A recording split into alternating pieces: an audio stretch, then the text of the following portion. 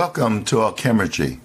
My name is Dennis William Houck, and together we will explore the ancient mysteries of alchemy. There are a lot of misconceptions about how the alchemists actually worked in their meditations and what they actually did. There's a lot of strange notions, but there was no special position with the alchemists in their meditations. They sometimes kneeled, sometimes sat, sometimes laid in a bed. Sitting in a chair or reading a book, that type of contemplation and concentration is what led into the meditations a lot of times, according to some of the journals of the alchemists. So it was a natural thing. There was no posture. There was no real preparation. In a lot of ways, the type of meditation they practiced was the contemplative prayer that was very popular in the Middle Ages, the Christian mystical prayer. But there were also other specific meditations that the alchemists performed with mandalas or drawings, and all their drawings were really meditations in images, and the powers of the planetary powers and the alchemical operations were all encoded into the different images and meditation that they worked with.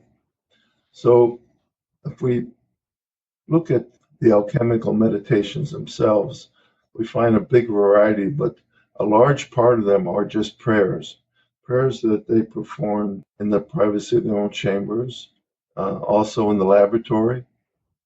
And they were private things to bring the connection between the above and the below into their work, whether that work was transforming themselves, purifying themselves, or working with the forces of alchemy and the operations of alchemy in the laboratory.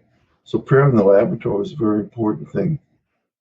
It connected them with the experiment, and it brought them into the realm of the divine powers, which they were trying to bring down.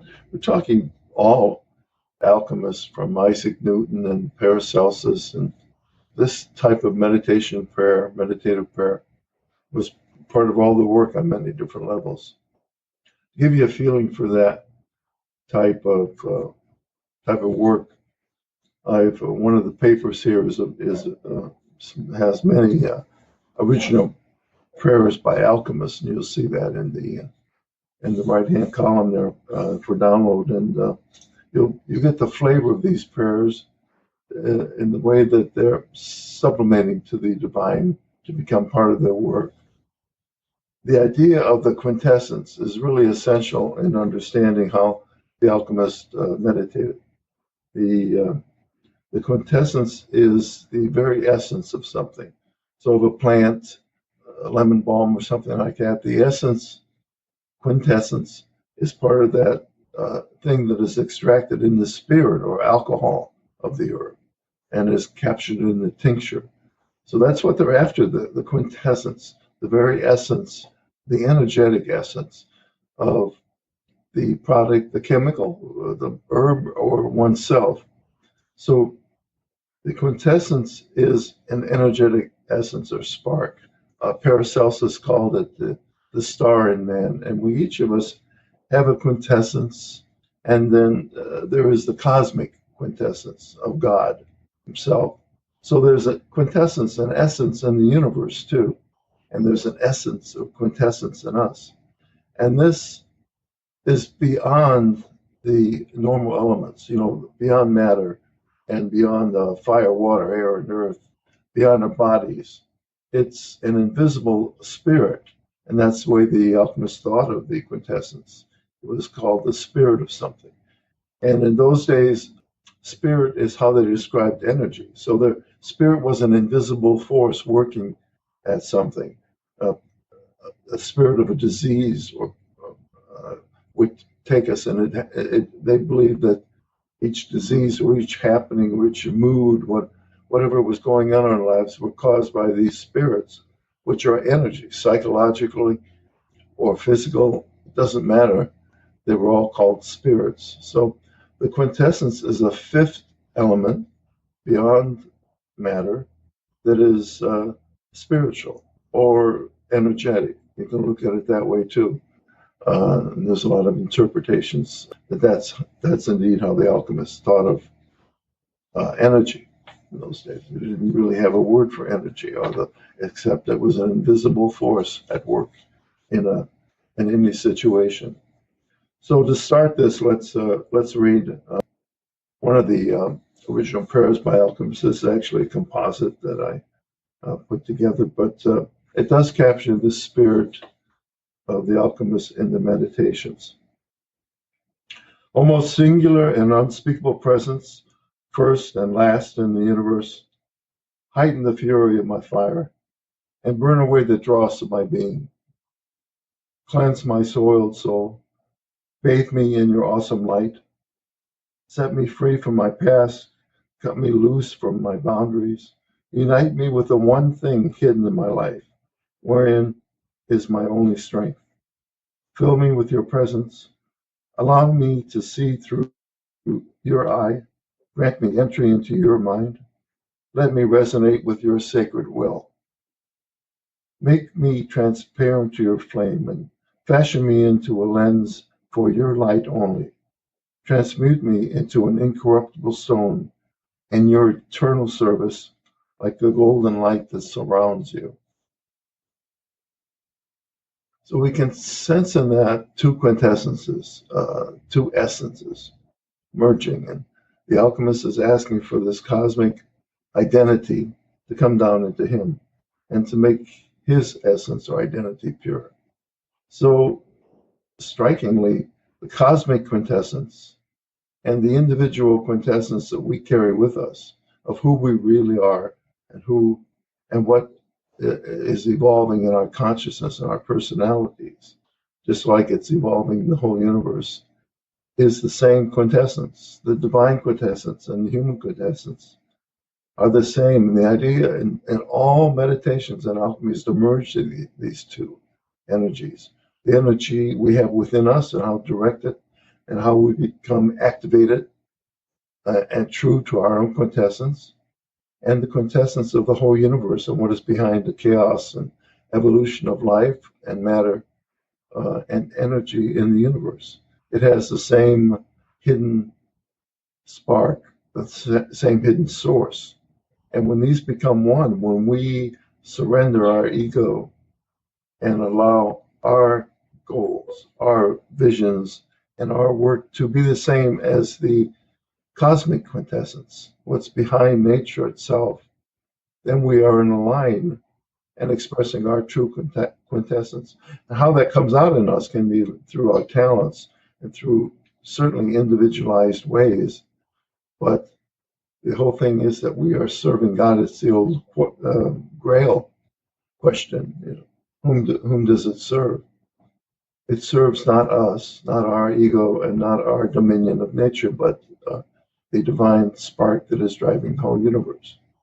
So that's kind of the philosophy that was behind most sincere meditations in the Middle Ages of the alchemists and their contemplations. It was to become so purified and so true to their own quintessence, their own essence, that they were in line with the divine quintessence, the divine essence, and what was driving behind nature, hidden, was driving everything in the universe.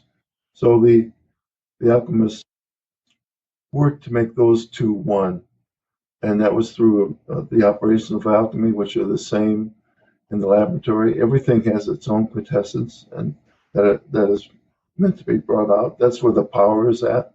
That's where your power is at. That is where your confidence is at. That is where your expression and ability to transform yourself and your environment is at. That's where it comes from.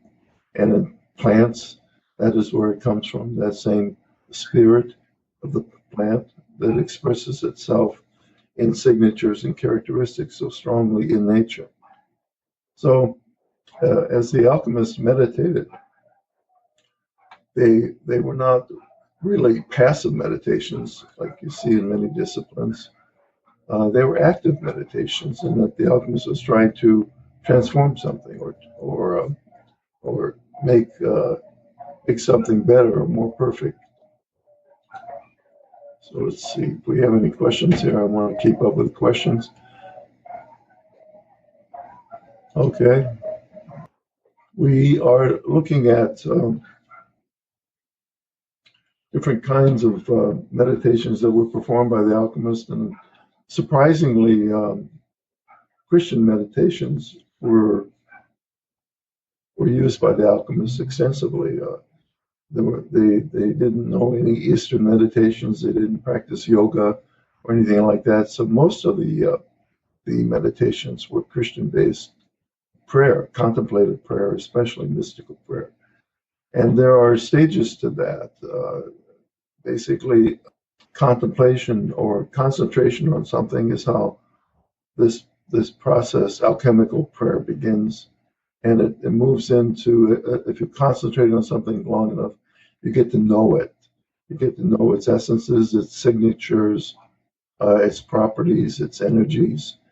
And that part of becoming familiar or focusing one's attention, the light of one's mind, into a specific topic is how this process starts. So it's very natural, and it very often started with an alchemist sitting at a table, reading a book, studying, and then being inspired by that and trying to go deeper into it to find deeper essences and deeper connection with the topic. So we do that all the time, but we don't carry it to the second phase. And we get inspired by something. You read the books of alchemists. If you don't take the time to contemplate what you've read and what has inspired you, if you just let it kind of sink in, that's not an alchemical way of working with books, not like the alchemists did. Books were extremely important because they were gateways to light and inspiration and energy, and they carried special nuances that could not be found in just everyday life. They were the wisdom, condensed wisdom of the ages. And in those books, which they believed carried secret messages and secret symbols, they found themselves lost, really. If you become lost in a book, you know what it feels like to be totally absorbed in that, how freeing it is. If you don't take that to the second phase, which is contemplation, in other words, the ideas are mixing around and you're carrying them with you everywhere you go, and you're interpreting different things through that vision that you picked up in a book. And the next stage is to, right there and then, to enter into a meditation on these ideas, not to lose it, and to continue. So alchemists ended up meditating right at their desk in their chairs most of the time. And when they were looking for a specific connection with the divine, or working in the laboratory and trying to imbue an experiment with these energies, they would enter into prayer, perhaps kneel down, perhaps lay on a couch, and go into this last phase of what we would call meditation today. So we have a question from Jason Richardson. Thank you.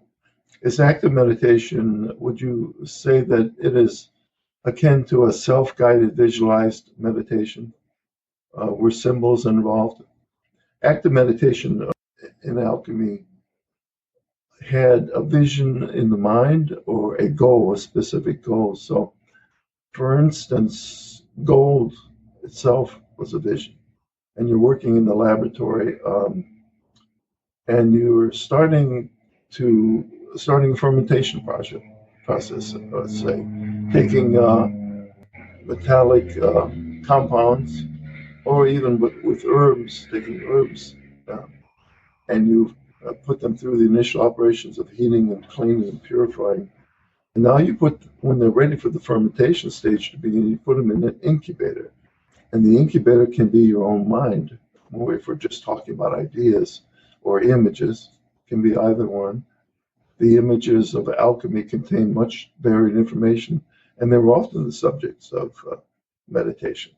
So the incubator was a very special thing to the alchemists, and every laboratory had an incubator somewhere in it where the decaying materials were put, where new life was supposed to spring forth from that. Sometimes the the incubator started with a very disgusting black gurgly mass of chemicals or herbs, and eventually, through the fermentation process, new bacteria would grow, the substance would become alive, and a new substance would be born in that life that was began in the incubator. At that moment, it's very crucial to project a mental image of what you want and that to happen in that incubator, because the material has entered now the first matter, the chaos of decay and putrefaction, and it's bubbling away in there. And that same thing happens in us. All the rejected contents, all the hurt, all the emotional pain, all the chaos of our life going on is buried deep in us in that internal incubator. And it is only through concentrating the light of our own minds that we can, at that moment, access that or project the image into it. So we don't run away from personal chaos. We don't run away from the energies that are stirred up in life.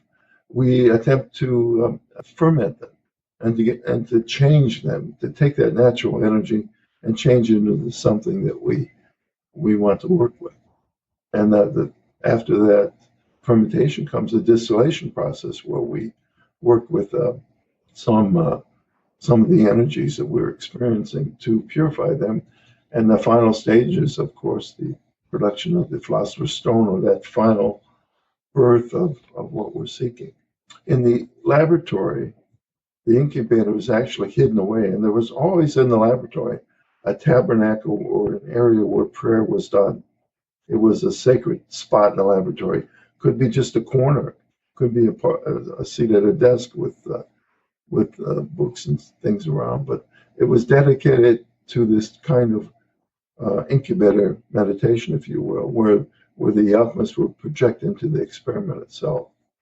And that process was very crucial. In fact, the incubator was hidden away somewhere in the lab. It wasn't in common sight. And if anyone walked into the room and happened just to gaze on the box or the incubator, the whole experiment was considered ruined. And the alchemists would start over again, because the person had projected, just by noticing the box, had projected their own consciousness into it, which ruined the experiment. It was no longer the guided, concentrated image that the alchemist was trying to achieve. So that's the kind of how they worked with images and how they worked with goals and visions. Very often it was an image. It could also be an idea too, just an idea of perfection, or an idea of goal. I think I'm going to go through an alchemical meditation, the Azoth meditation. Okay, this is the Azoth image, which is an example of the meditative emblem of an alchemist that they worked with. So it's a mandala type meditation where you just move through the images on the drawing. And like all mandalas, you start your imagery right here at the center, which is the center of the mandala, which is actually the face of the alchemist at the center of the drawing. So in fact, some alchemists put a mirror here and meditated on the drawing like that. Now this drawing is on your downloads. It's a colored drawing that I restored and colored from old line drawings, black and white drawings that I found in some alchemy books. It's by Basil Valentine, and became very popular in the Middle Ages and especially Renaissance work. So what it is a schematic of this whole process we've been talking about. It's the quintessence, if you will, with the three forces of alchemy, which are matter, corpus here, shown as a cubic stone, and we have spirit, which is shown as the moon, and anima, which is the soul, which is shown as the sun. So these 3 points, the triangle behind the emblem, are sulfur, mercury, and salt. The sun being sulfur, Mercury being associated with the moon, and salt being the corpus or matter. So we have energy, basically. Sulfur represents energy, and the mind, represented by Mercury or soul, and material reality or the physical body or condition that we're working with, something that's already been created. So we're going to go back to this in a second. I'm just going to answer a few questions. So we have a question from Alex Adair. Is the Philosopher's Stone an actual physical substance, a mental unifying concept or thought process, or perhaps a combination of both? Well, the Philosopher's Stone, which is the keystone of alchemy, or touchstone that transforms anything, is actually all of these.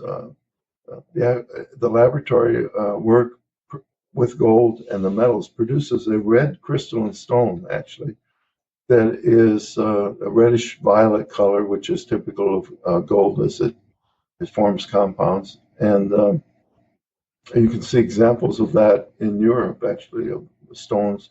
There are all kinds of stones in alchemy, vegetable stones and mineral stones and metal stones. And the highest stone is this red crystalline hard stone created from gold, and the final purification and calcination of gold.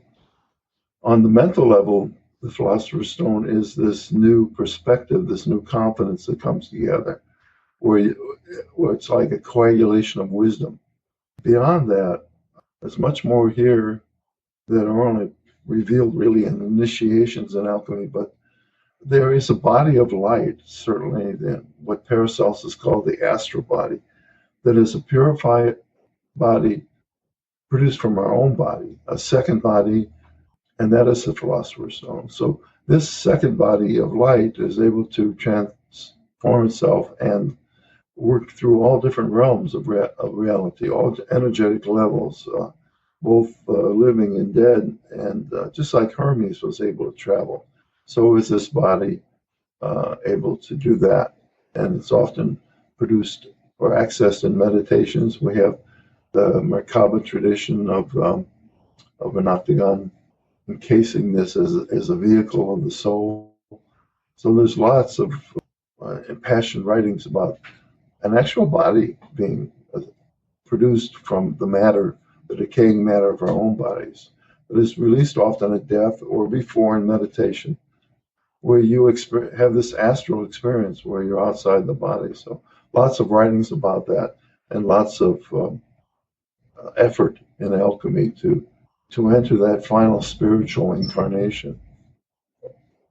Okay, we'll continue with a question from Daniel Johnson.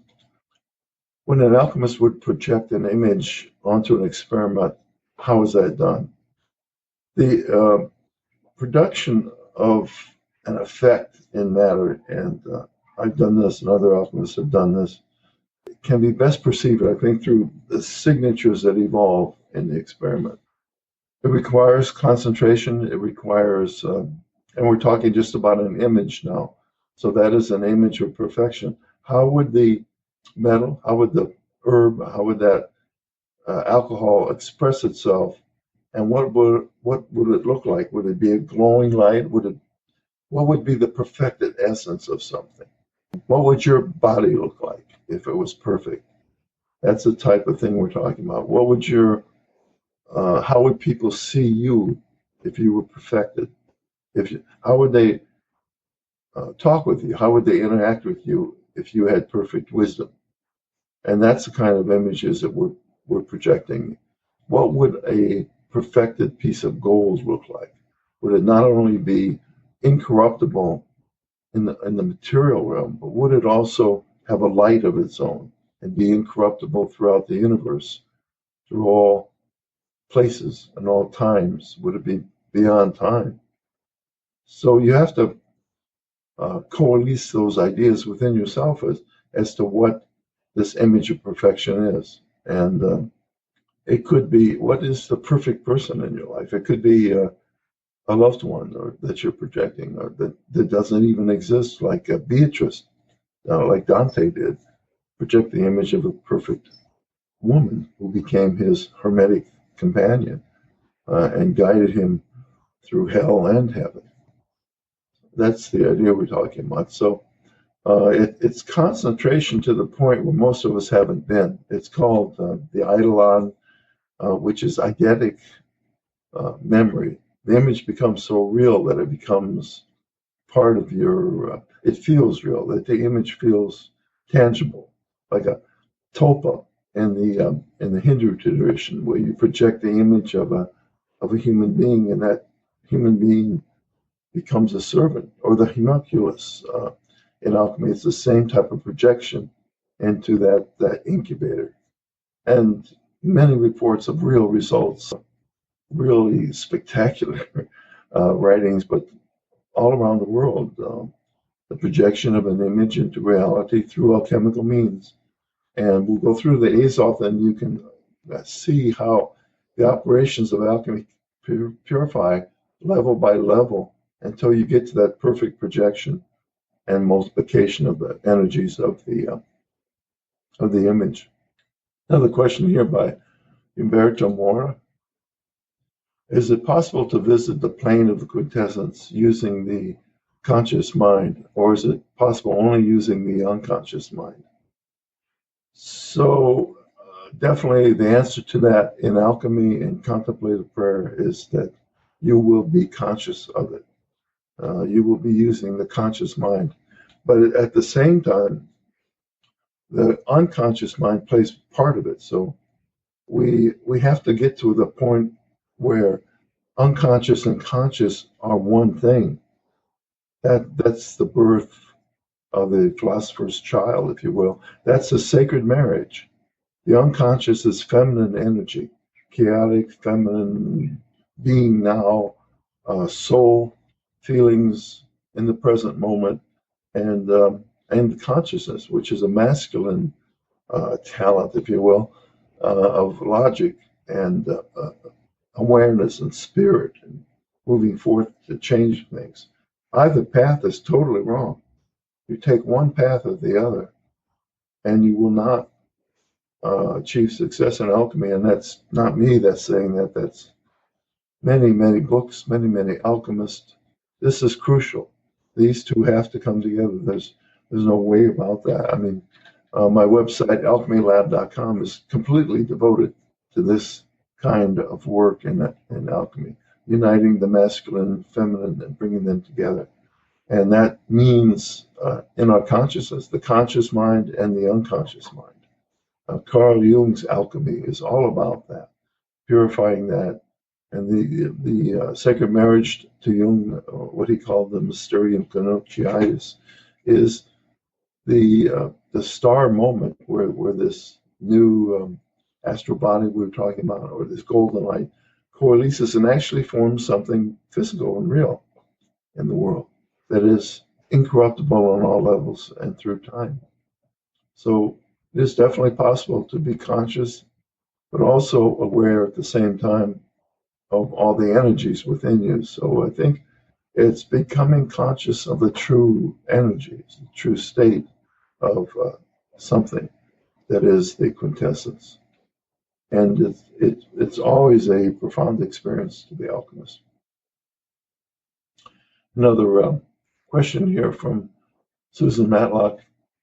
I'm understanding here that whereas some meditative practices are aimed at conversation with one's holy guardian angel, alchemical meditation's object is the materialization of something on this plane within the parameters of the highest good.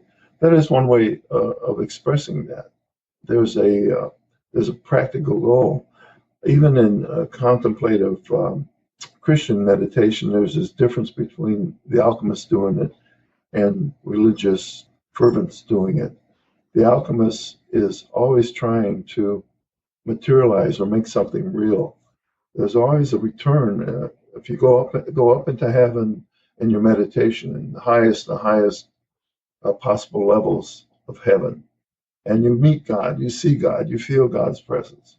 You do not remain there in alchemy and in all the Hermetic tradition. You return to earth to create something new in earth, to materialize it. because the alchemists saw the evolution of the universe as a materialization of energy into matter, and that all the work, we don't remain in heaven. We don't remain at the knee of God, if you will, in a passive state. We bring God's work into the world. It can be looked at as that's the work we do for God, is to make God real, to make perfection take place in the material realm. It goes all the way back to the Emerald Tablet. The energy is perfected if it is turned into earth. The experience is brought back, told to others, written and shared in the real world, because there's nothing in the real world that can't be perfected. There's work here to be done. So it's not just passively enjoying the presence of God. It's bringing the divine back with you, whether it's in the laboratory, it's in your own personality, or it's in the world in some way. And that's the good work, the highest good that motivates us. And I can see that being a good description of that. Another question from Ormus Sisgan. Sorry if I'm not pronouncing that right. What are the first signs that tell us that we started our own spiritual purification? The first signs that you're on an alchemical pathway, and really we're talking alchemy as an adult discipline, because you have to be destroyed a little bit. Your life has to start falling down and coming to pieces all around you. You have to try to do something, and it's like nature and the world are blocking you everywhere you go. It's utter frustration as an adult to not be able to be active in the world, and it's usually ego that needs to be destroyed. It's usually ego that is telling us to, I mean, in anything, career, accumulating money, and romance, any human endeavor will fail, tends to fail, unless it's alchemically done. In other words, aware of all the opposing possibilities. We generate so much of our own nemesis in life by projecting our energies in unconscious ways and not deliberate ways, that we build entities that come back against us, entities as being expressions of that energy that come back at us and work at us. I mean, everyone's had that. Everyone has had things fail time after time and after time. Nothing's going right in your life. That's where alchemy begins for us on a personal level, because we realize, it starts to make us realize that there are forces in the universe, and there's an unknown alchemy going on. There's a process going on that is beyond our ego. So that purification that Anura is talking about is the purification, and very uncomfortable at times. It's the burning away, the dissolving, the acidic surrender of ego and all that identity we put together, that I'm going to do this and I'm going to be that, and I'm going to be something, and everybody's going to not love me or bow down to me or give me money, and that is a false constellation of reality. And because it's false, it will be burned away by the universe. It's not until we're in alignment with the cosmic quintessence that things fall in line for us. And if it happens to be in alignment with your own personal quintessence and what you want to do in the world, that's wonderful. It's saintly. It's everything falls into place. Synchronicities appear everywhere that support your work. When the opposite has happened, that's a clue that you need purification. You need to stop. You need to look at it, reflect, contemplate, concentrate, and meditate on these forces so they become conscious. And you can do that in therapy. You can do that in churches. You can do that in support groups like the AA and others. Or you can do it in your own personal alchemy work. But that's never going to go away in your life until that is purified and there's a realignment of your personal soul or efforts with the universal. I have another question here from Christian Leggett.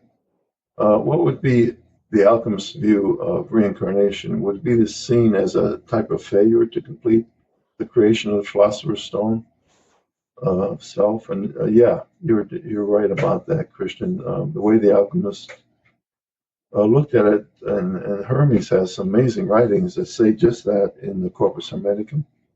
You have this one chance, this one in life, to achieve the philosopher's stone, and it doesn't matter to the universe whether you do it or not, really, because you'll be recycled through reincarnation. If they didn't call it reincarnation, they felt it to be like a chemical process where the constituents and the essences, which are never destroyed, soul is never destroyed in alchemy, which is essence and quintessence.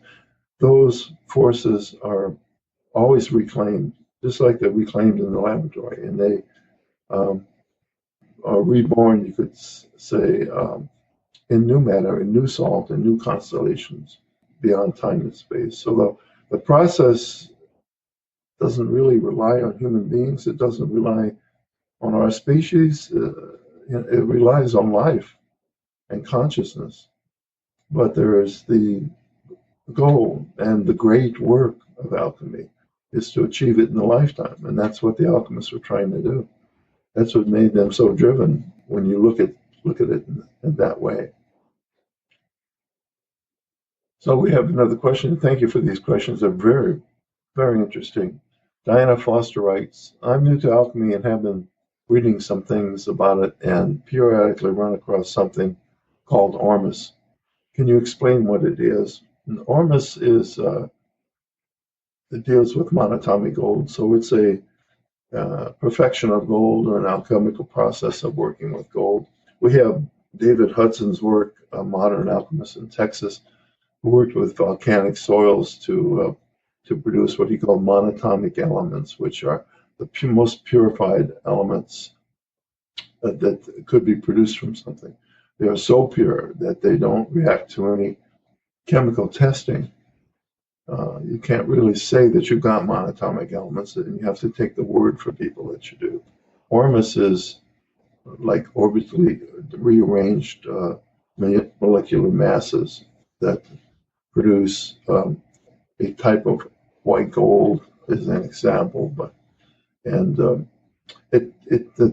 The history of it is interesting. It goes back to ancient Egypt with the pharaoh Akhenaten, who talked about white gold, and they've even discovered a storage facility which I visited of his in the Sinai Peninsula, and there was supposedly this white powder there.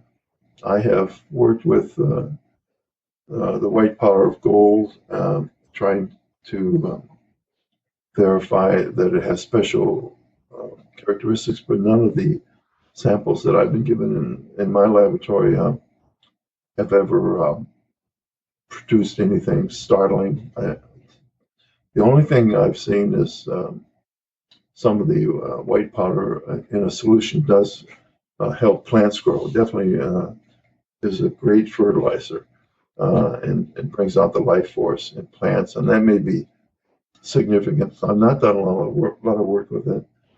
There's a lot of possibility for fraud in the Ormus community. I think some of them, the processes to make it are not as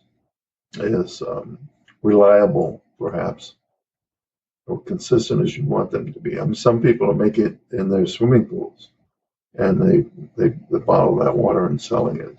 Same processes of the sun and chlorine of making Ormus. There's so many ways to make Ormus, and there's so many compounds of monatomic elements that can't be detected. I mean, you want to be careful. Now, again, there's this history there, and there's a possibility that there is white powder of gold that has miraculous characteristics. Just it's never been stumbled across in my laboratory or given to me to test. So I keep an open mind about it. Tom Bliss asked, how does alchemy interact with enlightenment? Alchemy is enlightenment, really, if it's the process of perfection. So whatever we're talking about, if you can enlighten a lump of coal, what does it become? It becomes a diamond through the pressure and heat of alchemical operations.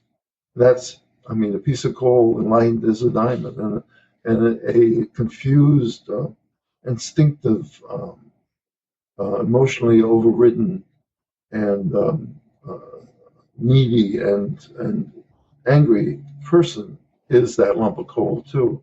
And you enlighten that person in alchemy by taking him through these operations of alchemy and these stages of transformation and imbue him or her with wisdom. It is really the possibility of wisdom that makes alchemy possible. The possibility that we can learn and know and have direct experiences of reality when we get to a high enough state of consciousness, a Gnostic revelation, if you will, a direct perception of alchemy and the principles of alchemy in nature. On the spiritual level, enlightenment is perhaps more in line with what you're thinking the use of the word is, but in alchemy, enlightenment takes place on all levels, the mental, the physical, and the spiritual level too. And the spiritual enlightenment is just that, enlightenment, becoming light in alchemy.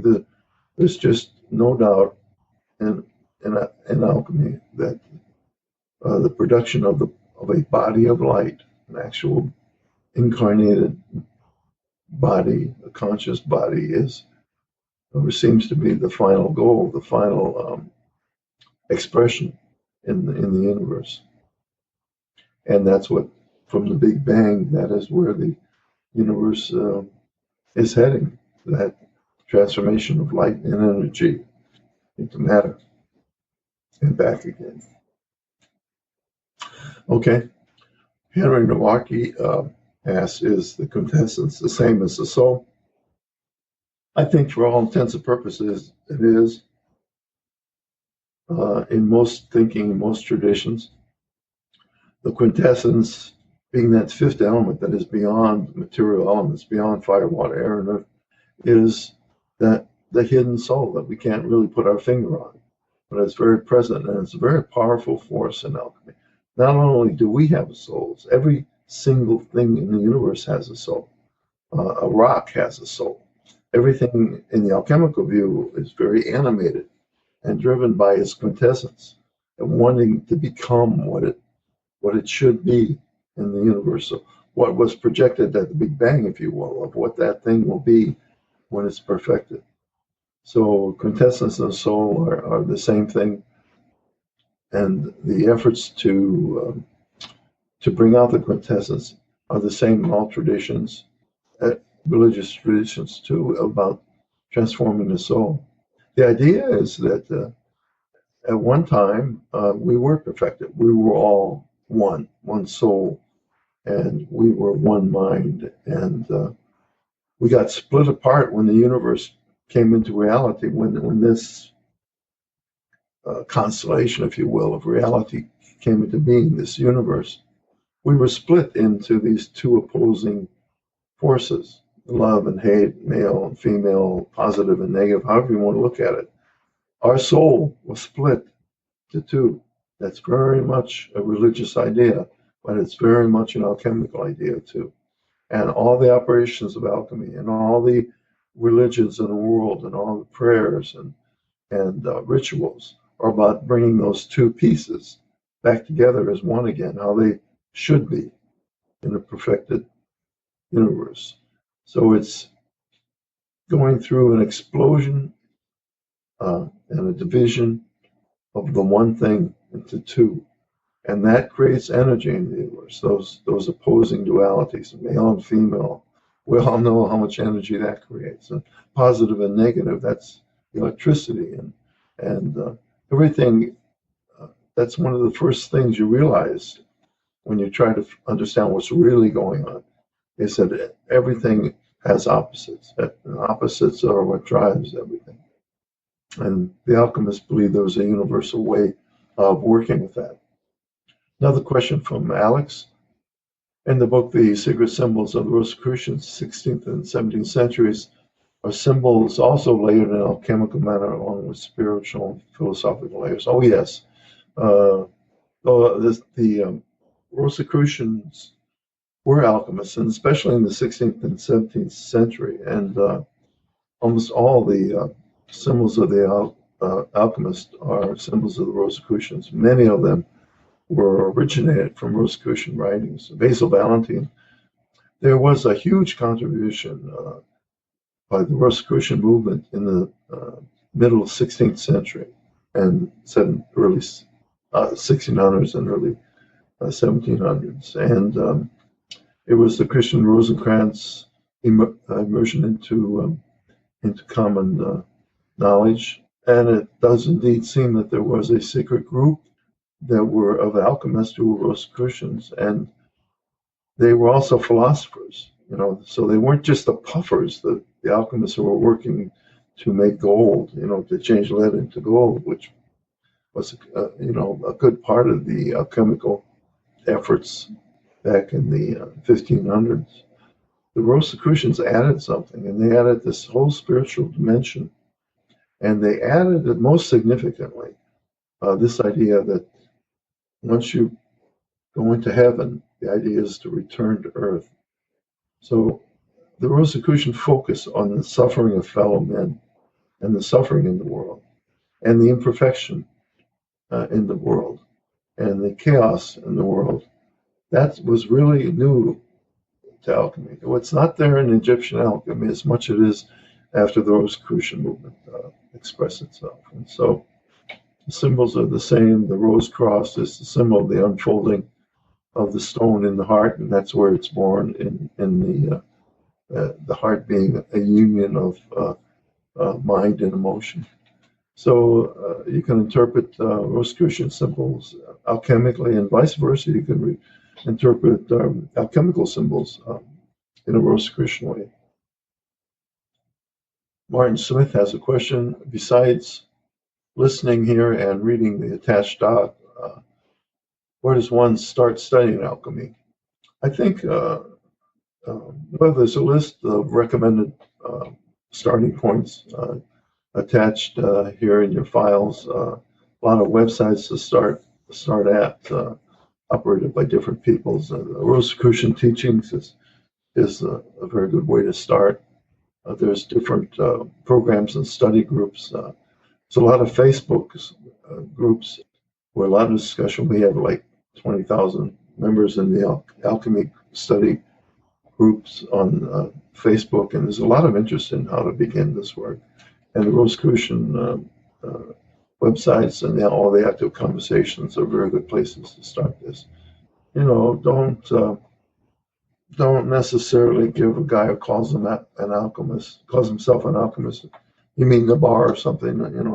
Don't give him money to change lead into gold. It happens all the time. There was just a case in Reno where a guy was in a bar and he met an alchemist, and the alchemist was changing $1 bills into $100 bills for everyone there, and he did it quite a few times, and a couple people said he would change the money in bulk if they brought in $5,000 worth of $1 bills, and he'd change them into $100 bills, but of course he had to go back to his room to do it, and he never returned to the bar. So somebody actually gave away $5,000 to have that happen. So just don't be gullible. Use your gut to understand and feel the genuineness of the group or the person who is trying to teach you alchemy. Because unfortunately, there's still puffers in the world who study alchemy based on ego motives and or just to be a guru, just to be someone that people admire. And there's all kinds of things going on. The human condition, and just be aware. Is the principle of sympathetic vibration related to alchemical practices? Suli wants to know, and That's a good question. It is indeed sympathetic vibration or ideas of sympathetic magic are alchemical and do seem to have their source in alchemy. A lot of New Agers have taken this to other places that have nothing to do with alchemical methods. And the idea of the word as a vibration in nature is very real, I think, very true. And even if you look at the Big Bang, the sound of the Big Bang is the word that created the universe, and that's the idea of the logos. But you can abuse that idea and make it too simple. If you have a perfect vibration, I think that the alchemical work takes place through that.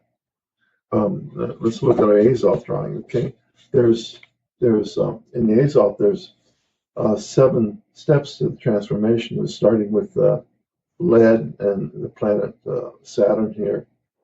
But anyway, it starts with calcination and works through these different operations and dissolution, separation, conjunction, fermentation, and distillation, and the final coagulation, which shows a androgynous youth emerging from a grave.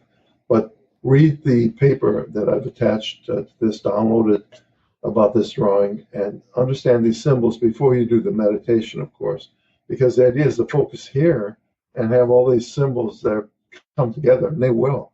They'll come together in an amazing meditative experience if you practice this meditation, which is described. So there are actually, and they're even numbered, 1, 2, 3, 4, 5, 6, 7 stages. You get to this final stage of gold, which is the metal gold. There's an 8th step here, and that is actually through Basil Valentine to return to the conjunction, to return to Earth. In some drawings, the sun is actually shown here, which means that's the final step out there. So it's a hidden 8th step in this drawing, which is explained online there. But what that means is that there are like 7 notes, the 7 notes of the octave. And when you get to that final 7th note and increase the vibration, then that becomes the next note, the complete octave. And that becomes the next note of a new octave at a higher level of vibration. That's the music of the spheres and the ideation, projection of energy into the universe. Christian has another question. Can you speak more about the crossover of the figures in Thoth and Hermes, Enoch, and others, and how they may have influenced more modern forms of alchemy? Well, we have in the Egyptian teachings, where the alchemists trace the origins of their work, the idea that there was this single teacher who brought alchemy and the sciences, brought wisdom to the planet, and that was Thoth. Thoth became the Roman Hermes, or the Greek Hermes, and the Roman Mercury. And Enoch was another part of this tradition, that there was one teacher who survived through time, all the way up into modern times, according to some legends. But that I think that it's more of an analogy about how the human spirit has incarnated this desire for perfection, and it's been taught down through the ages. And it's just, in other words, assigning that to a material person. Christ could be part of that, Buddha, that lineage of enlightenment, which is very similar in all these ways. Basically, the teachings of Thoth and Hermes are where it all started, is about 2 levels of reality. There is above and below. There is the in-between where we're at, where the energy and matter come together. You can look at it as energy above and matter below. So, or lightness of light above and darkness below. That is how they express this vertical reality.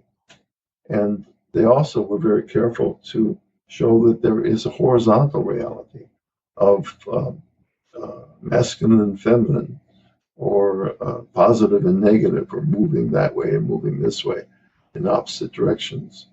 and that all these come together on this cross of being where we find ourselves. And the point that the alchemist seeks is that point at the very center of the cross of being, where we unite above and below, divine and earthly, and we unite masculine and feminine within ourselves to that single point within the cross. And this is where the rose is at in the Rosicrucian teachings. That is the uniting of all the opposites that come together. And that is perfection. That is where the gold will grow. And that is where the rose, being the highest vibration in the Bach flower theories of any other flower. So that's how they all tie in. And I think in my research, I've done a lot of research about this, whether these were the same man. I've been to Egypt trying to find out if there were documents passed on. But there is this tradition, undeniable, that somehow the alchemical teachings were handed down through different incarnations of the same person, or perhaps just different mental rebirths of the same ideas through time, to the point where it's called the perennial philosophy. This idea that there are opposites that have to come together, and that there is an above and a below, and to study the interactions between above and below, and also the interactions between masculine and feminine, between consciousness and unconscious. So it's an all-pervasive, powerful discipline. Another question here, Mike Dagas. As one achieves this perfected state, will he see others perfected around him also? That's a good question. In many ways, as you become perfected, you attract others who are also perfected. It's the ancient idea that it takes a seed of gold to make gold.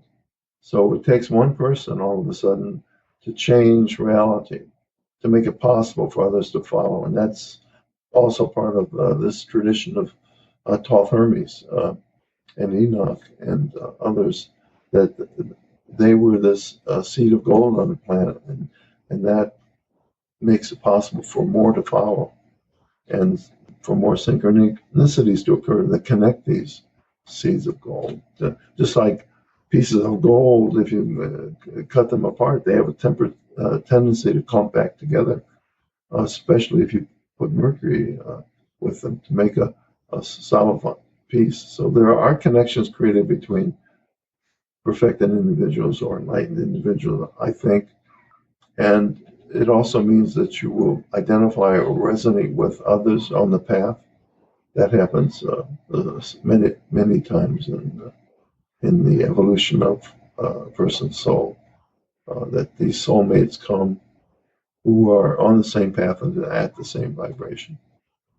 So I hope we're running over a little bit here, and I apologize. I've given you some great resources here, and I urge you to download them. That will help you expand on the article I've written.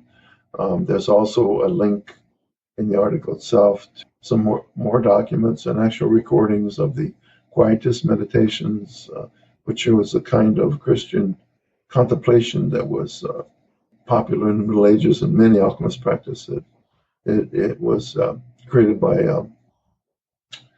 Miguel Molinos, who was a Spanish monk, and he wrote a little book called the Spiritual Guide, and he just put down some spiritual principles on how to connect with God in prayer. And it's a very small book, but it became a bestseller in Europe, if you will. I mean, it was circulated everywhere in 15 different languages, as a matter of fact. It became rivaling the Bible in people reading it. It was so revealing to people. And the church promoted it at first, but then they realized that Molinos was starting a movement where people could perfect themselves or enlighten themselves or connect with God in the privacy of their own homes. They didn't need the church anymore. Well, as soon as the church fathers realized that, they started to excommunicate Molinos and also ban his books, all his books, even after he died, because they let the cat out of the bag, and they weren't able to control spiritual perfection, and they publicized that was possible. So those recordings are there too. That's from a webinar I did on the Quietist movement, and you can also read the writings of Saint Teresa of Avila, who was part of that movement, a big part of that. So the meditation techniques, which is a 4-step quieting basically, and a reunion with God and divine, is very alchemical. And you can see that these 4 steps are part of the operations of alchemy too. I've got another question here from Alex. Attempts to meditate upon symbols, etc. Do you have any recommendations on how to cut through the white noise that manifests in the deeper level of attempted meditation? This white noise problem is sometimes it is an actual noise. Often white noise is also images. You get lots of images that are interfering with the meditation, and it's all extraneous stuff. And really, the more you fight it, or the more you become aware of it, the more it destroys your meditation. So I think that noise, if you either can ignore it or you can find a way through it by going with it, if it's a white static noise, then that's chaos. Pure chaos, a good way to enter meditations, because in the chaos, if we look at white noise as chaos and all these images and chaotic stuff going on in the mind as you attempt to meditate, that's really a doorway. This may seem hard to accept, but if you enter the chaos and just go with it, flow with it, and let it go on for a while in meditation, that becomes the meditation. The curious thing is that there is, as we know, mathematics and physics and chaos. There's strange attractors to that, where there's order in chaos. And eventually, through that white noise, whether it be imagery or actual sounds, there will come order, some type of order, some type of dominant image, perhaps some words that are there in the chaos. So we run from chaos, but chaos is essential. It's the first matter. It's where all the work begins. Now the question here with Thomas, and this will be our last. Thomas Peisel. Thank you so much, Dennis. Question: do you see a connection between lucid dreaming and the Philosopher's Stone and in developing this second body? Lucid dreaming, where you know you're awake and move around in this body, I think is a doorway to this second body, or this body of light, this astral body. Many of the techniques from some of the esoteric groups encourage lucid dreaming to help create this body, or help experience this body. I think there is a connection there, but it's not the same. The lucid dream, the body that moves through under your control and can sometimes be projected out of the body, is not the same as the astral body, which is a totally different experience. But many traditions say lucid dreaming can lead to it. Thank you, Susan and Martin, and all of you for your comments and participating in this hangout, which is my first. And so thank you very much. I appreciate your attention, and God bless and find God.